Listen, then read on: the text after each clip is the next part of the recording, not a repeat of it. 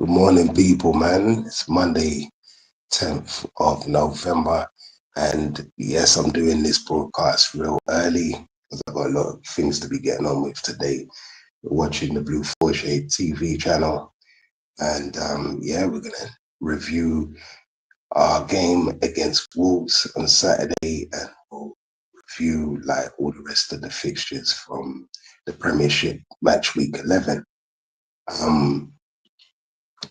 Congratulations to Chelsea for maintaining winning ways. I'm really happy because I said from before the game I did feel like these next games that we're playing are very important. All the games we play in the Premiership are important anyway, and should be taken that way. But I do believe that like one more loss will put us out of the title race. So it was good to see us back in good form, or like maintaining our good form. We got another clean sheet against Wolves, as you know, it was 3-0. The team sheet was good. We played a 4-2-3-1. Sanchez in goal, Gusto at right back, Fana, Chalaba, Bukurea. And in the midfield, we had Fernandez captain in the side with Caicedo. We had Pedro Neto, Yao Pedro in the 10, Garnacho on the left wing with Liam Delap. I was going to say Rory Delap there. Liam Delap as our striker. Obviously, Liam Delap came off in the 64th minute, just like precautionary, just to get his fitness back. He came on for Esteval, and yeah, that made a big difference, big impact on the game. We had a goal. All our goals came in the second half. It was 0-0 in the first half. A tiny little bit cagey, but then it looked a little bit cagey, like Wolves were not going to get a goal, but they looked, very confident, passing around well. And then halfway through, not even halfway through the second half, like very early into the second half, we started to take control of the game. We really started to play like the home team, and started to dominate them defensively, and not just, we didn't look shaky at the back and scared and all of that. We were just in control. Second half came in the 51st minute. Malo Gusto scored. I believe it was Garnacho that assisted that goal. Really, really good. I was really quite impressed with him, I'm not going to lie. Down the left side for us, definitely was making threats at goal and doing what you need to do as a winger. So I was quite impressed with him. He linked up well with Fernandez down the left with Cucurella and Chalaba, of course. And they interlinked quite well with Yao Pedro. He scored in the 65th minute. That was literally a minute from Esteval coming on the pitch. Esteval came on the pitch for Delap. And Esteval, from what I understand, was on the right. Neto was in the 10, but I think it was actually Esteval that was in the 10, playing in the 10 yesterday. But he did drift wide sometimes. And yeah, it was really, really, really good performance from him. He managed to set up Yao Pedro for his goal and our second goal in the 65th minute. And Pedro Neto as well, some good link-up play with, I forgot who was involved in the goal, but good link-up play down the right to allow Neto through to score his goal, and our third goal, which came in the 73rd minute. Yeah, what can I say? everybody played well. All the back four played well. The back five, if you include Sanchez. Fernandez was exceptional. Caicedo did get booked, but he played really well as well, quite solid.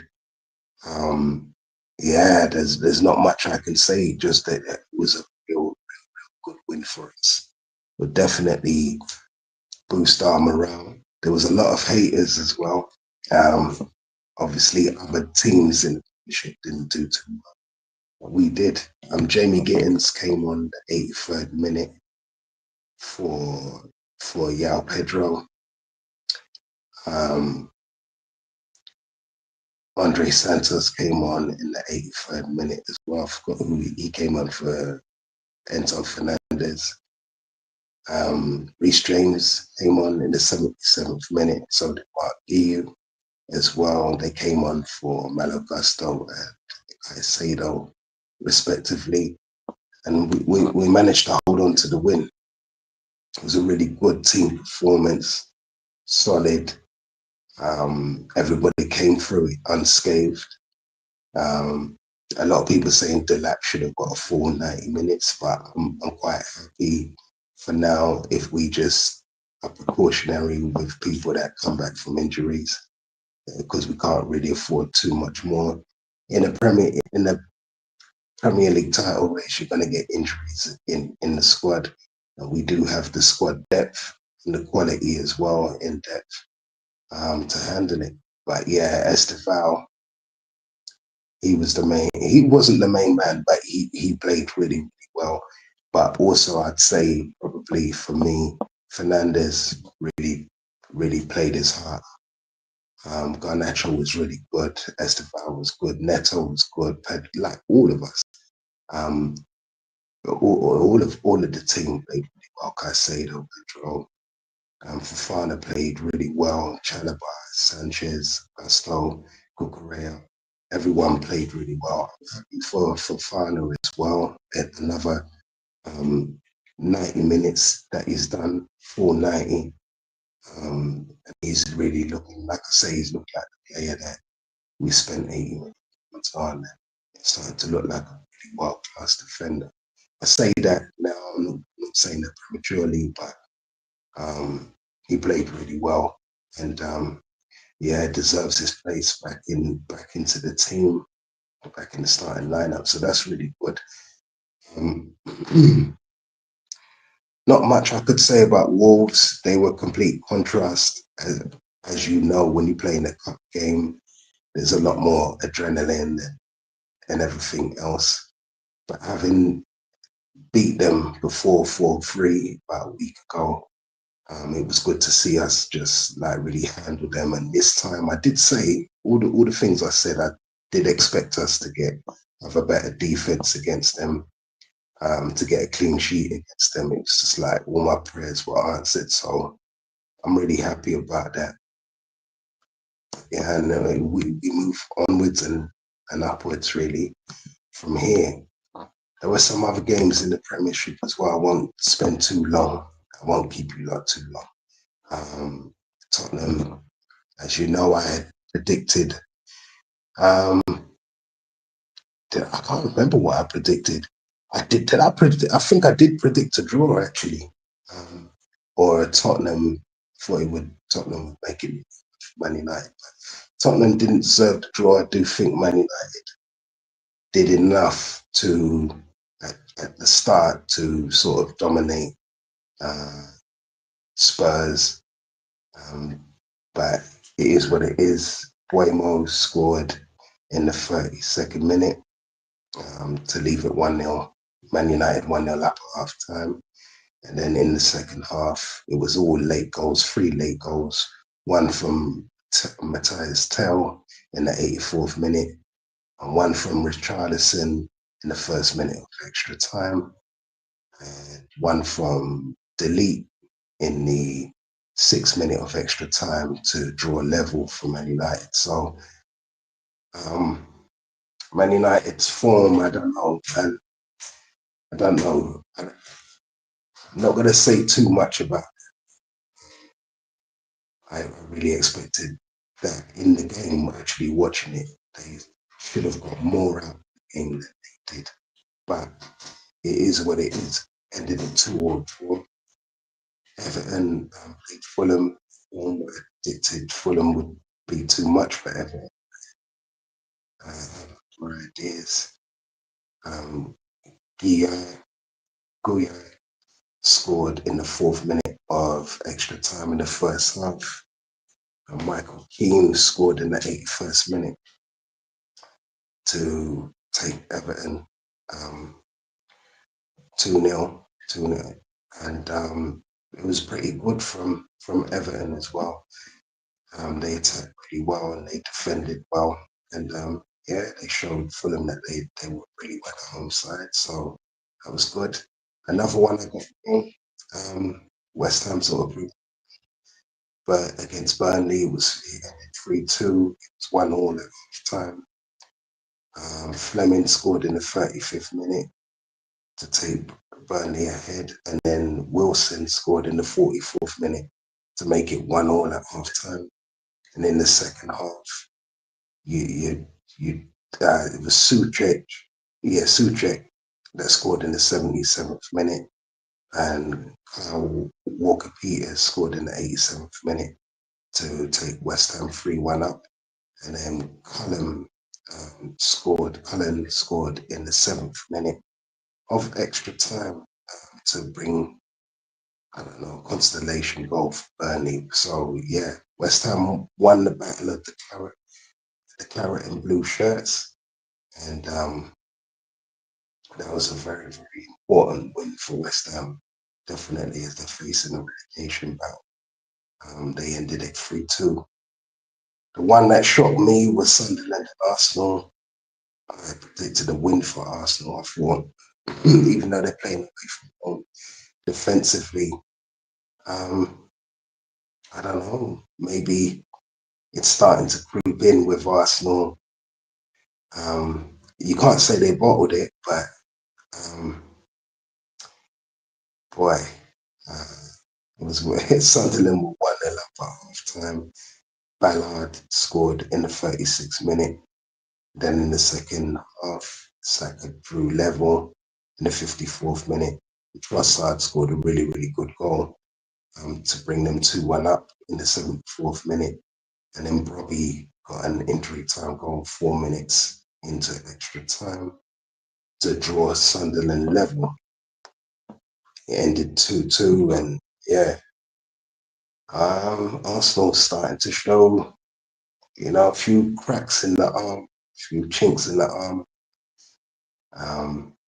We'll see what happens from here. I was shocked at Arsenal there. And the last game on Saturday, of course, was us against Wolves. As I told you before, Gusto scored in the 51st minute, Pedro in the 65th, and Nato in the 73rd. We ended up winning that one 3-0. Sunday, I told you it was a Super Sunday. All the games were on Sky.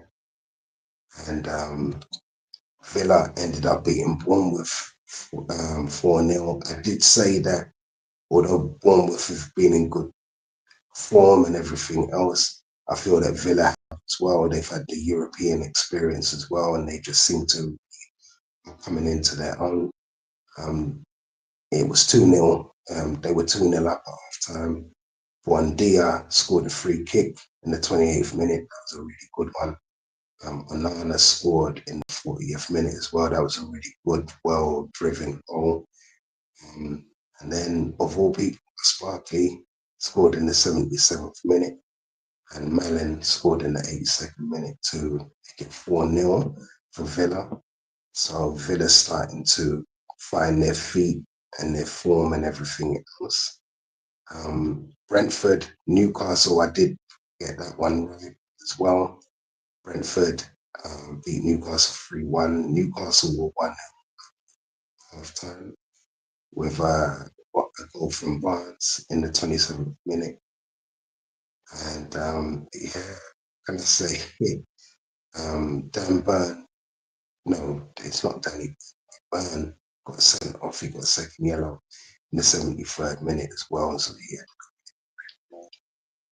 Sade was the one who drew level for Brentford in 56 after 56 minutes.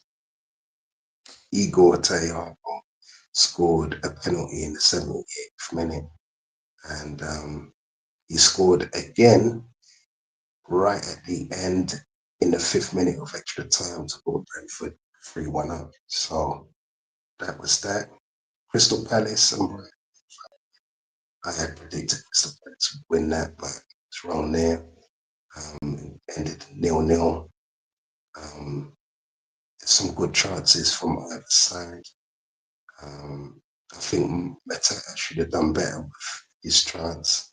Salah had a chance as well, but and also had their shots at goal as well that ended 0-0. Nottingham Forest, they played Leeds United. It was 1-1 at half time. Mecha, scored in the 13th minute, and Sangari drew level 2 minutes later to make it 1-1. Gibbs White scored in the second half in the 68th minute to put Nottingham Forest up 2-1, and then Anderson got a penalty in the first minute of extra time to make Forest win that 3-1. So it was also a really win for solid for Nottingham Forest. And the last game to be played was Man City versus Liverpool. Again, I think I got the just to say I got this one wrong as well. I thought Leeds would win that. They didn't. But I did get Man City and Liverpool. Man City, I predicted to beat Liverpool and pile on the misery for Liverpool, who I don't want to say that part of the title race, but I don't know. I won't say that, it's too premature to say that, but you'd think that one more loss for Liverpool would for now, depending on how you see it, but everyone else's form seems to be quite solid. Haaland scored in the 29th minute, and Nico Gonzalez scored in the 3rd minute of extra time in the first half to put Man City 2-0 up. And then, Doku scored in the 63rd minute, and he had a really good game as well in general. And it ended 3-0 for Man City. Yeah, those games really did make an impact on the table. As you know, Arsenal first on 26 points. Man City a second now, 22 points. Chelsea a third now. It's starting to the Premiership table's really taking shape. We're on 20 points. Sunderland are 4th, showing why they deserve to be in the Premiership in the first place. They're on 19 points. Tottenham in 5th place after the draw with Man United. They're on 18 points. Villa's win brings them to 6 points. Brings them up to 6th place, should I say. They're on 18 points. Man United's draw brings them to 7th place, and they're on 18 points. Liverpool's loss takes them down to 8th place. They're also on 18 points. And Bournemouth, that loss there was quite a tough one for them against Villa. They're down to 9th place. They're also on 18 points now. Crystal Palace Crystal Palace are in 10th place. But that point that they got from the draw of Brighton leaves them on 17 points, and of course, in 11th place on 16 points. Brentford's win takes them up to 12th place, and they're on 16 points. Everton's win also brings them up the table to 13th place. They're on 15 points. Newcastle's run of bad form has brought them down to 14th place. They're on 12 points. Fulham as well, man. It's starting to Starting to look like scary hours for Fulham, man. 15th place on 11 points. Leeds is escapades as well. I mean, they're in 16th place on 11 points. Even though Burnley lost, it was significant for West Ham because they're in 17th place on 10 points, Burnley, but West Ham are just beneath them in the relegation zone on 18th place on 10 points. Nottingham Forest loss, unfortunately, brings them to 19th place. They're on 9 points, and Wolves is not looking good for them. They remain in 20th place on 2 points. Yeah, let me know what you think in the comment section. Please like, comment, share, and subscribe. I will be putting this on a reshare platform, so we'll be going out to more platforms. I'm not going to be on TikTok, but I'll see which other ones I go on. I keep saying that, but I don't really want to spend too much time on the internet more than I have to. You know what I mean? So like, comment, share, and subscribe. Like I said, if you feel different, or you want to, you want a bit of rapture in the comment section, a bit of back and forth. I'm okay for a bit of banter. Just keep it civil and that. Just keep it football based. And yeah, that's it. I'll get back to you. I'm out.